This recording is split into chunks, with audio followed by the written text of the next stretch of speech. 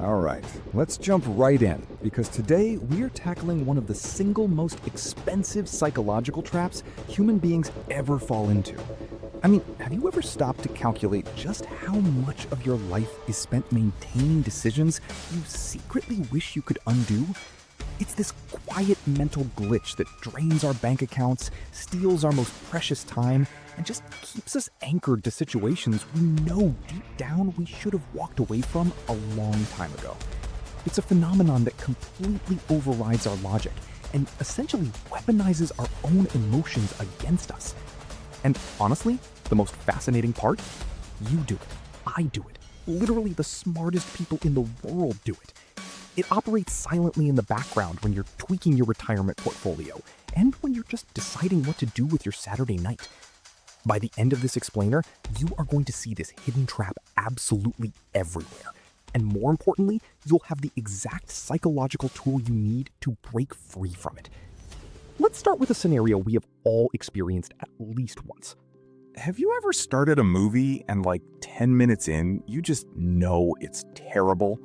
The acting is completely wooden, the plot makes absolutely zero sense, and you are just incredibly bored.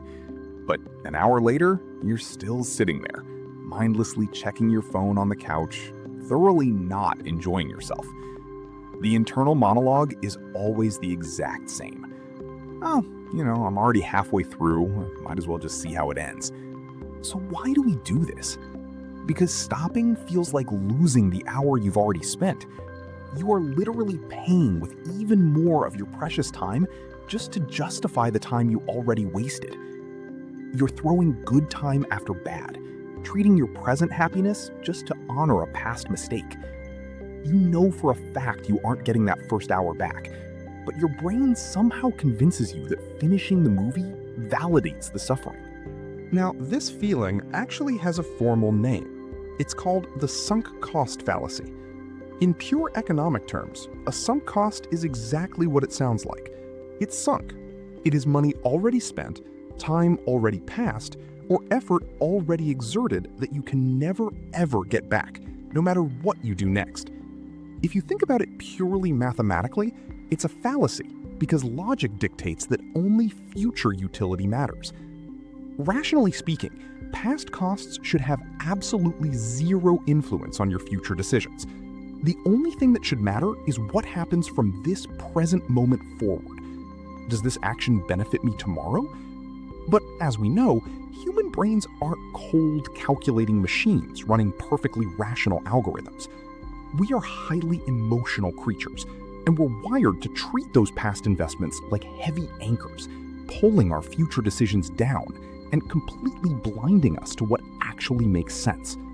Once you begin to recognize this psychological pattern, I promise you're going to notice it everywhere. It is the exact reason someone stays in a romantic relationship or a soul-crushing job they have clearly outgrown, purely because they've, quote, put 5 years into it, and they're terrified that leaving means those 5 years were wasted. It's the stubborn investor holding on to a tanking stock, watching the red lines dive deeper every single day, refusing to sell until it bounces back so they can just break even, all while the market drops another 20%. It's forcing yourself to finish a painfully boring 600-page book just because you slogged through the first few chapters. Or an entrepreneur pouring their entire life savings into a failing business simply because they can't stomach the thought of the initial investment being for nothing. We let our past dictate our future simply because we absolutely hate the idea of waste.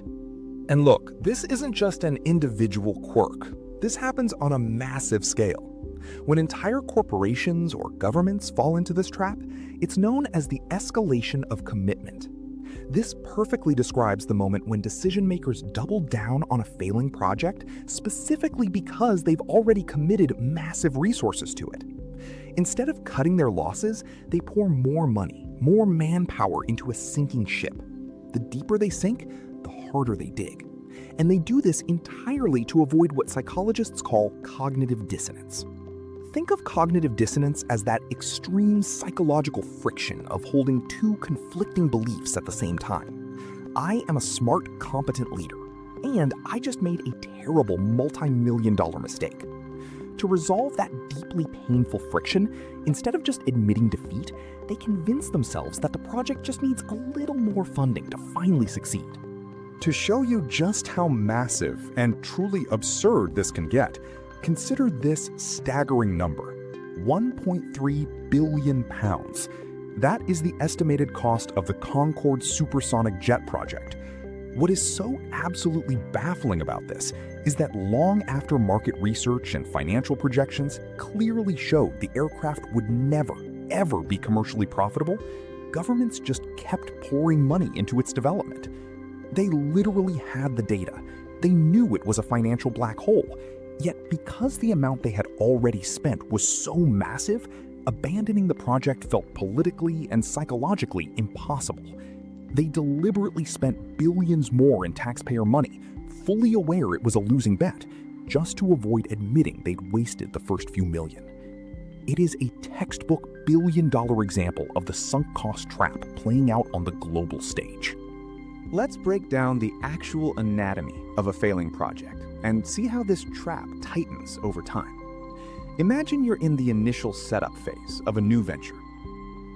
You invest $1 million. The rational action here is to calmly evaluate the expected return on your investment. And initially, the emotional action aligns perfectly. You're excited, you're building the foundation. Makes sense. But then negative feedback hits. You are $5 million in, and things look really bleak. The rational, calculating move is to cut your losses immediately. But the emotion-driven action? That little voice kicks in and says, "We're in too deep to quit now." By the time you reach total failure, $15 million deep into the hole, logic is screaming at you to abandon ship. Yet the emotion-driven ego steps in and says, "I'm not done yet. I can still fix this." That small initial investment snowballs into a catastrophe because our identity and our pride become completely fused with the project. I'm not wasting it. I'm just not done yet. Just let that sink in for a second. That might be the single most dangerous lie our brains ever tell us.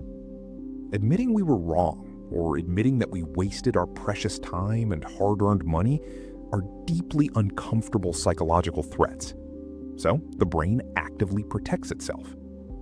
It constructs this elaborate fiction where we aren't failing at all, we are simply persevering. We brilliantly rebrand our stubbornness as resilience. And honestly, society makes this so much easier for us because we constantly praise people who never give up. We celebrate grit, which makes it incredibly difficult to distinguish between heroic perseverance and foolishly throwing good money after bad. We tell ourselves that success is just one more investment away, completely ignoring the overwhelming mountain of evidence right in front of us. So why exactly does our brain betray our logic like this? Why do we actively, consistently choose to suffer more losses rather than simply walking away from a bad situation? We know the math, we know the reality, yet we freeze. To truly understand this bizarre flaw in our programming, we have to look beneath the surface of basic economics and organizational behavior. We need to peer under the hood of human biology itself. We're going to explore the evolutionary wiring of human decision-making and uncover a powerful, primitive psychological mechanism that drives almost all of our irrational choices. And it all comes down to a core concept called loss aversion. Our decision-making scale is biologically fundamentally uneven. Imagine you are walking down the street and you find a crisp $100 bill on the sidewalk. You'd feel pretty great, right? It's an awesome, unexpected win.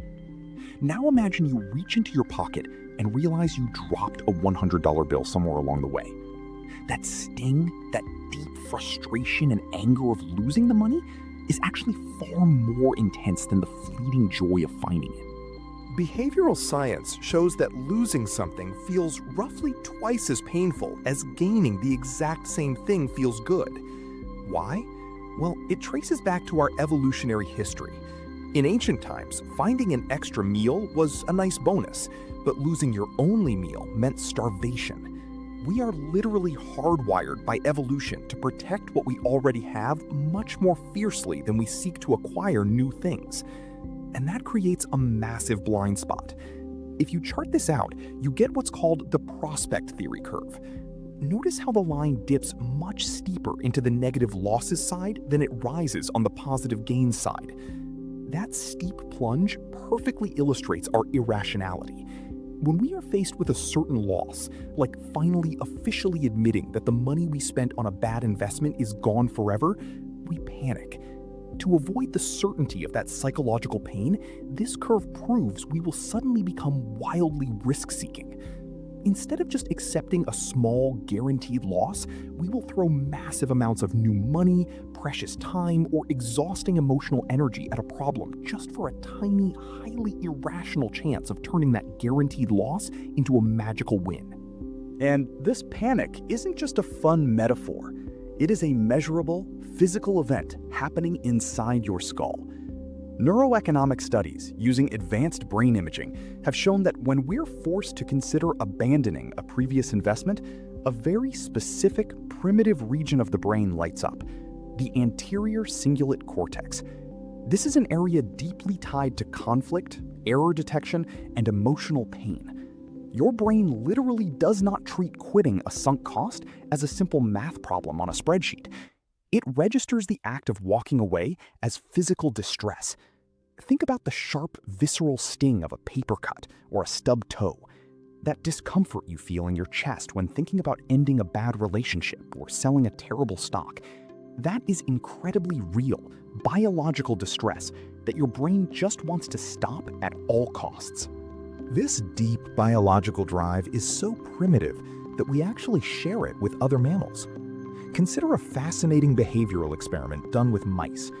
When placed in what scientists call a wait zone, meaning the mice have already started spending time waiting for a food reward, they show clear sunk cost behaviors, stubbornly refusing to leave even if the wait becomes unacceptably long. They hate losing the time they've already spent waiting. But if they are placed in an offer zone, where they are told exactly how long the wait will be before they invest any time, they instantly make the rational choice and skip the bad deals.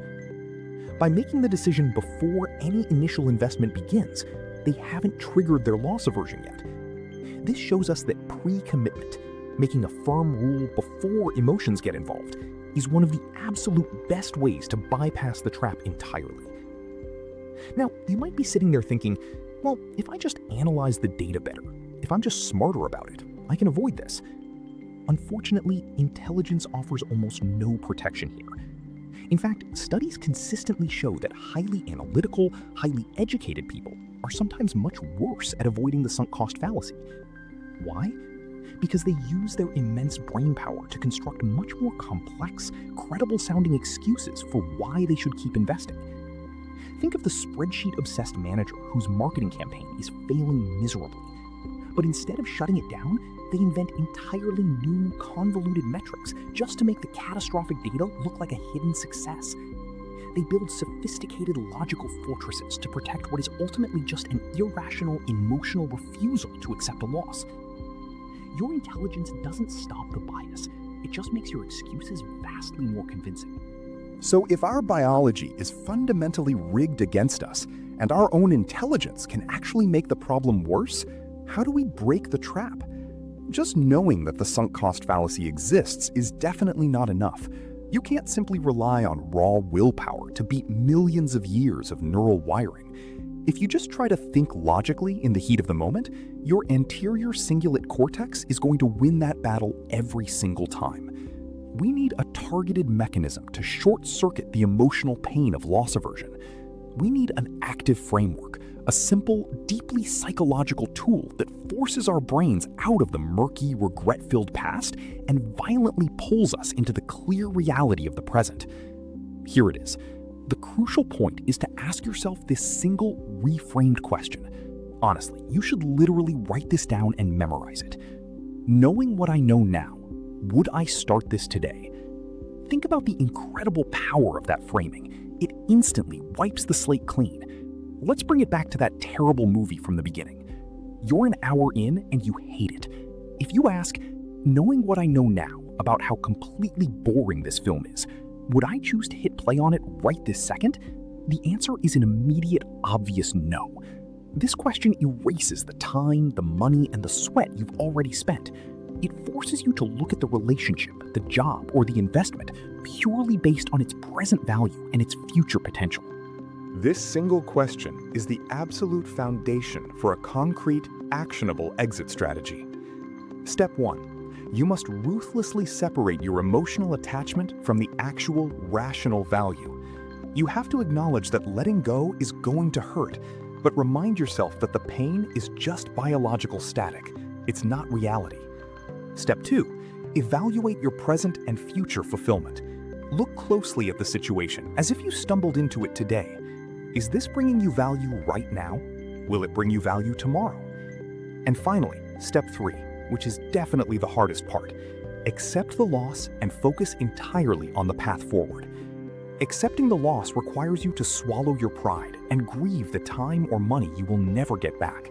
It is emotionally brutal, but you just have to rip the Band-Aid off. The discomfort of quitting is sharp but temporary. The slow drain of staying is permanent. You've got to internalize this unshakable, foundational truth. The time has already passed. The money is already spent. Whether you stubbornly stay or whether you bravely go, you are never getting those past investments back. Enduring the second half of a miserable movie doesn't somehow magically refund your ticket price. Staying in a dead-end job that crushes your spirit doesn't give you your 20s back. Pumping more money into a failed business doesn't resurrect your original savings. Staying where you are doesn't fix the past. It does not honor your previous effort. It only risks losing even more of your incredibly valuable future. I want to leave you with a challenge as we wrap up this explainer. I want you to think of one thing in your life right now that you are sticking with solely because of the time, the money, or the effort you have already put into it. It could be a passion project that completely lost its spark, a daily habit that no longer serves you, a financial asset bleeding you dry, or even a relationship that you know deep down has run its course. Look closely at that one thing. Now ask yourself, knowing what you know now, is it finally time to walk away? Give yourself permission to unburden yourself from the past, cut your losses, and take your future back.